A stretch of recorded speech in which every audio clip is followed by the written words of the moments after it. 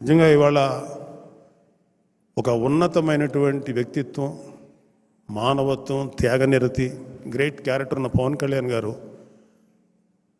ఎన్నో మంచి పనులు చేశారు. ఆయన రైతులకి వెన్నుదన్నుగా నిలబడి 3,000 మంది రైతులకు నిలబడ్డారు. ఎన్నో సహాయ కార్యక్రమాలు చేశారు. ఎవరిదాకో ఎందుకు 2010లో నేను ఒక నిర్మాతగా దారుణంగా నష్టపోయి కోట్ల రూపాయలు అప్పుంటే ఆ రోజు నాకు నిలబడిన వ్యక్తి మా తమ్ముడు పవన్ కళ్యాణ్ గారు. అలాగే మా అన్నయ్య చిరంజీవి గారు, ఇద్దరు నాకు ఒక మూల స్తంభాలాగా నిలబడ్డారు. సో వాళ్ళు ఇచ్చినటువంటి లైఫ్ నాకు ఇది. సో ఈ జీవితాన్ని వాళ్ళ యొక్క ఆశయం కోసం, వాళ్ళ కోరిక కోసం నాకు చేతనైనంత వరకు వాళ్ళకి సేవ చేస్తాను. నాకంటూ రాజకీయాల్లో ఎటువంటి ఆశలు లేవు, ఎటువంటి పదవికాంక్ష లేదు.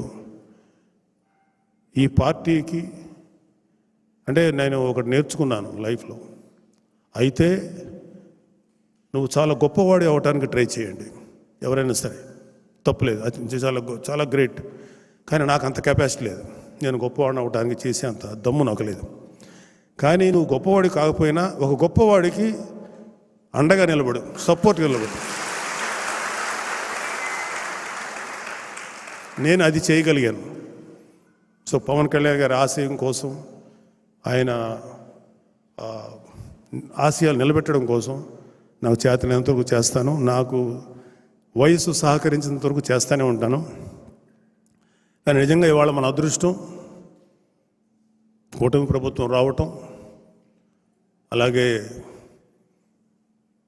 మన తెలుగుదేశం పార్టీ, బీజేపీ, జనసేన కలిసి పోటీ చేసి ఘన విజయం సాధించడం, ఒక గొప్ప అడ్మినిస్ట్రేటర్ అయినటువంటి చంద్రబాబు నాయుడు గారిని మళ్ళీ సీఎంగా చేయటం, ఒక గొప్ప మానవతావాది, మంచితనం, వ్యక్తిత్వం, త్యాగనిరతి ఉన్నటువంటి పవన్ కళ్యాణ్ గారు డిప్యూటీ సీఎంగా చేయటం, దానికి నిజంగా మన అదృష్టం.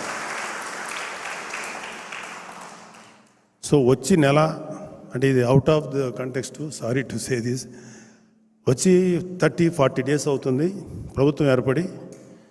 అర్జెంటుగా ఏమి చెప్పినా ఇలాంటి పనికి మాలినటువంటి కామెంట్లు చేసే వైసీపీ వాళ్ళని చూస్తే నాకు చాలా చిరాగ్గా ఉంటుంది. మనం 6 నెలలు టైం ఇచ్చాం వైసీపీ ప్రభుత్వం వచ్చినప్పుడు, వాళ్ళు కనీసం 1 మంత్ కూడా టైం ఇవ్వకుండా కాట్ల కుక్కల్లాగా మీద పడుతున్నారు కూటమి ప్రభుత్వం మీద.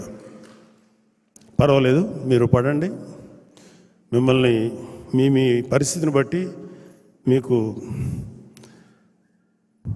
యాంటీ రాబీస్ ఇంజెక్షన్ ఇవ్వటమో, లేకపోతే మీరు చేసిన యాదవ పనులకి తన్ని మీ నేరాలకి తగిన బుద్ధి చెప్పి లోపల వేయటమో జరుగుతుంది, దాంట్లో డౌట్ లేదు. ఏ ఒక్క వైసీపీలో ఉన్నటువంటి వ్యక్తి, క్రైమ్ చేసిన ఏ వ్యక్తి కూడా ఎవరి మీద వ్యక్తిగతంగా మేము ఎటువంటి నేరారోపణలు చేయం, మేము ఏ వ్యక్తిని టార్గెట్ చేయం. కానీ మీరు చేసిన ప్రతి పనికి మీరు సమాధానం చెప్పుకోవాల్సినటువంటి రోజు నాకు తెలిసి 1 or 2 yearsలో వస్తుంది. అది దట్ డిపెండ్స్ అపాన్ వాళ్ళ గ్రావిటీ, వాళ్ళు చేసిన నేరాలు ఎట్లా ఉంటాయి వాటిని బట్టి. అంటే నేను ఎందుకు చెప్తానంటే, ప్రజలకి ఎటువంటి ఉపయోగపడకపోగా వాళ్ళ జోబులో నుంచి ఈ వైసీపీ నేతలు కానీ, జగన్మోహన్ రెడ్డి లాంటి వాళ్ళు కానీ, వాళ్ళ జోబులో నుంచి 10 రూపాయలు ఇవ్వటం నేను ఇంతవరకు ఎక్కడా చూడలే. పైగా ప్రజల కోసం నిలబడి గత 15 ఏళ్ళ నుంచి, 10 ఏళ్ళ నుంచి పార్టీ పెట్టి 15 ఏళ్ళ నుంచి రాజకీయ అనుభవం ఉన్న పవన్ కళ్యాణ్ గారు ఎన్నో మాటలు పడ్డారు, ఎన్నో తిట్లు తిన్నారు. సరే, ఇవన్నీ పార్ట్ ఆఫ్ ద లైఫ్. నేను ప్రజల కోసం సేవ చేద్దామని ముందుకు వచ్చినప్పుడు ఇవన్నీ తీసుకుంటాను. ఎందుకంటే నా టార్గెట్ వీళ్ళ తిట్లు లేకపోతే వీళ్ళ శాపనార్థాలు కాదు, ప్రజలకి నేను ఎంత గొప్పగా సర్వీస్ చేయాలి అన్న ఆలోచన వల్ల ఆయన ముందుకు నడిపించగలిగింది ఆలోచన.